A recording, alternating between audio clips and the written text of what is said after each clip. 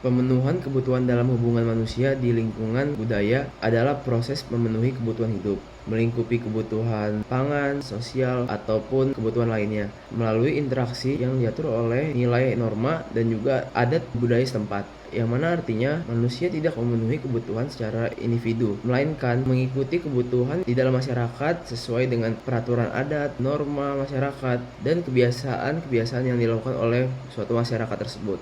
Hakikat pemenuhan kebutuhan hidup dengan berlandaskan ikatan moral atau kaidah moral adalah bahwa manusia dalam memenuhi kebutuhan hidupnya tidak semata-mata didorong oleh kepentingan pribadi atau keinginan material, tetapi juga harus dipandu oleh nilai moral yang bersumber dari hati nurani mengenai apa yang baik dan apa yang buruk. Pemenuhan kebutuhan hidup juga harus dilakukan secara etis dan bermoral sehingga kepentingan pribadi tetap sejalan dengan penghormatan terhadap hak, martabat, dan kepentingan orang lain. Menurut Soren Kierkegaard, eksistensi manusia bersifat individual dan subjektif. Manusia tidak sekedar ada, tapi harus menjadi dirinya sendiri melalui pilihan-pilihan hidup yang sadar dan bertanggung jawab. Ia membagi tahap perkembangan eksistensi manusia menjadi 3. Yang pertama, tahap estetis, yaitu hidup mengejar kesenangan. Kemudian ada tahap etis, yaitu hidup berdasarkan tanggung jawab moral.